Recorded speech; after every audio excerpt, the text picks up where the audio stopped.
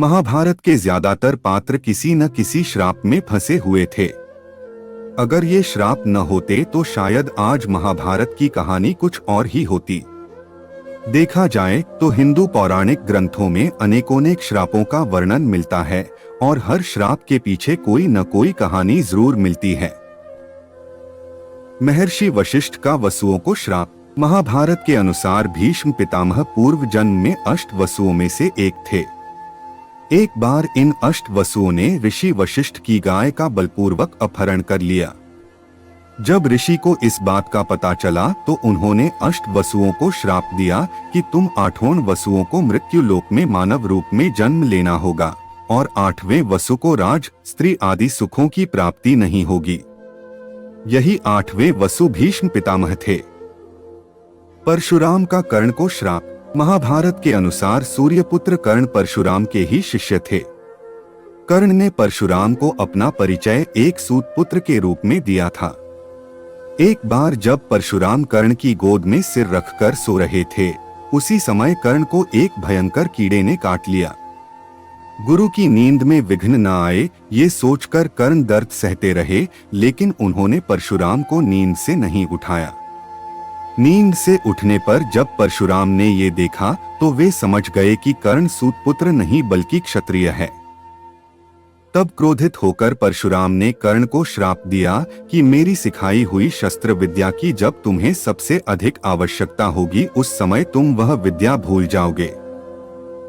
यमराज को मांडव्य ऋषि का श्राप। महाभारत के अनुसार मांडव्य नाम के एक ऋषि थे। राजा ने भूलवश उन्हें चोरी का दोषी मानकर सूली पर चढ़ाने की सजा दी।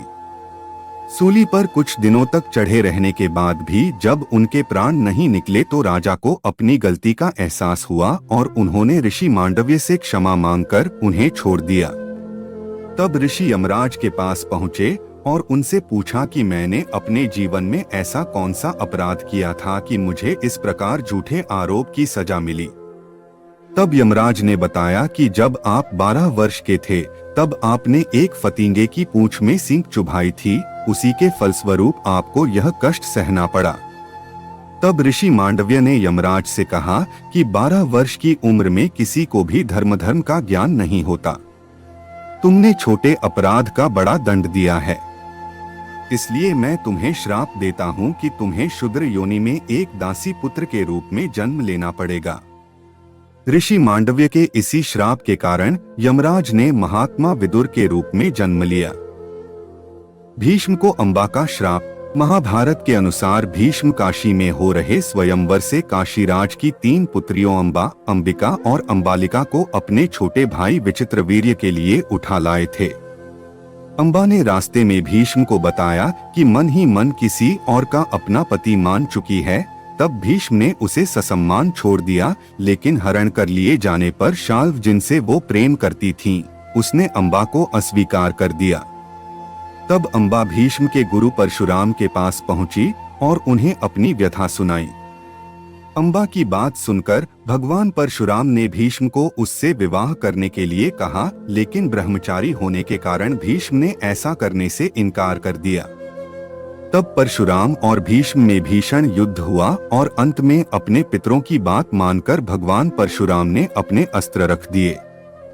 इस प्रकार इस युद्ध में न किसी की हार हुई न किसी की जीत। अंबा ने भीष्म को श्राप दिया कि तुम्हारी मृत्यु का कारण मैं ही बनूंगी। अगले जन्म में अंबा ने शिखंडी के रूप में जन्म लिया और भीष्म की मृत्यु का कारण बनी। उर्वशी का अर्जुन को श्राप। महाभारत के युद्ध से पहले जब अर्जुन दिव्यास्त्र प्राप्त करने स्वर्ग गए तो वहां उर्वशी नाम की अप्सरा उन पर मोहित हो गई। अर्जुन ने उन्हें अपनी माता के समान बताया तो यह सुनकर क्रोधित उर्वशी ने अर्जुन को श्राप दिया कि तुम नपुंसक की भांति बात कर रहे हो, इसलिए तुम नपुंसक हो जाओगे, तुम्हें स्त्रियों में नर्तक बनकर रहना पड़ेगा। यह बात जब अर्जुन ने देवराज इंद्र को बताई तो उन्होंने कहा कि अज्ञातवास के दौरान यह श्राप तुम्हारी मदद करेगा और तुम्हें कोई पहचान नहीं पाएगा। श्री कृष्ण का अश्वत्थामा को श्राप। महाभारत युद्ध के अंत समय में जब अश्वत्थामा ने धोखे से पांडव पुत्रों का वध कर दिया, तब पांडव भगवान श्री कृष्ण के साथ अश्वत्थामा का पीछा करते हुए महर्षि वेदव्यास के आश्रम तक पहुंच गए। जब अश्वत्थामा ने पांडवों पर ब्रह्मास्त्र का वार किया तो ये देख अर्जुन ने भी अपना ब्रह्मास्त्र छोड़ा। महर्षि व्यास ने दोनों अस्त्रों को टकराने से रोक लिया और अश्वत्थामा और अर्जुन से अपने अपने ब्रह्मास्त्र वापस लेने को कहा।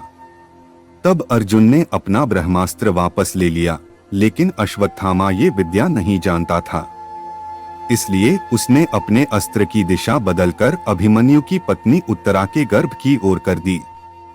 यह देख भगवान श्री कृष्ण ने अश्वत्थामा को श्राप दिया कि तुम 3000 वर्ष तक इस पृथ्वी पर भटकते रहोगे और किसी भी जगह किसी पुरुष के साथ तुम्हारी बातचीत नहीं हो सकेगी। तुम्हारे शरीर से पीप और लहू की गंध निकलेगी, इसलिए तुम मनुष्यों के बीच नहीं रह सकोगे, दुर्गम वन में ही पड़े रहोगे। युधिष्ठिर का स्त्री जाति को श्राप। महाभारत के शांति पर्व के अनुसार युद्ध समाप्त होने के बाद जब कुंती ने युधिष्ठिर को बताया कि कर्ण तुम्हारा बड़ा भाई था तो पांडवों को बहुत दुख हुआ। तब युधिष्ठिर ने विधि विधान पूर्वक कर्ण का भी अंतिम संस्कार किया। माता कुंती ने जब पांडवों को कर्ण के जन्म का रहस्य बताया तो शोक में आकर युधिष्ठिर ने संपूर्ण स्त्री जाति को श्राप दिया कि आज से कोई भी स्त्री गुप्त बात छिपाकर नहीं रख सकेगी। श्री कृष्ण को गांधारी का श्राप। कौरवों की माता गांधारी ने महाभारत युद्ध के लिए श्री कृष्ण को दोषी ठहराते हुए श्राप दिया कि जिस प्रकार कौरवों के वंश का नाश हुआ है, ठीक उसी प्रकार यदुवंश का भी नाश होगा। गांधारी के श्राप से विनाश काल आने के कारण श्री कृष्ण द्वारिका लौटकर यदुवंशियों को लेकर प्रयास क्षेत्र में आ गए थे। यदुवंशी अपने साथ अन्न भंडार भी ले आए थे। कृष्ण ने ब्राह्मणों को अन्नदान देकर यदुवंशियों को मृत्यु का इंतजार करने का आदेश दिया था। कुछ दिनों बाद महाभारत युद्ध की चर्चा करते हुए सात्यकी और कृतवर्मा में विवाद हो गया। सात्यकी ने गुस्से में आकर कृतवर्मा का सिर काट दिया। इससे उनमें आपसी युद्ध भड़क उठा और वे समूहों में विभाजित होकर एक दूसरे का संहार करने लगे। इस लड़ाई में श्री कृष्ण के पुत्र प्रद्युम्न और मित्र सात्यकी समेत सभी यदुवंशी मारे गए थे। केवल बबरू और दारूक ही बचे रह गए थे। राजा पांडु को ऋषि किंदम का श्राप। महाभारत के अनुसार एक बार राजा पांडु शिकार खेलने वन में गए। उन्होंने वहां हिरण के जोड़े को मैथुन करते देखा और उन पर बाण चला दिया। वास्तव में वो हिरण व हिरणी ऋषि किंदम व उनकी पत्नी थी। तब ऋषि किंदम ने राजा पांडु को श्राप दिया कि जब भी वो किसी स्त्री के साथ संभोग करेंगे उसी समय उनकी मृत्यु हो जाएगी। इसी श्राप के चलते जब राजा पांडु अपनी पत्नी माद्री के साथ संभोग कर रहे थे, उसी समय उनकी मृत्यु हो गई।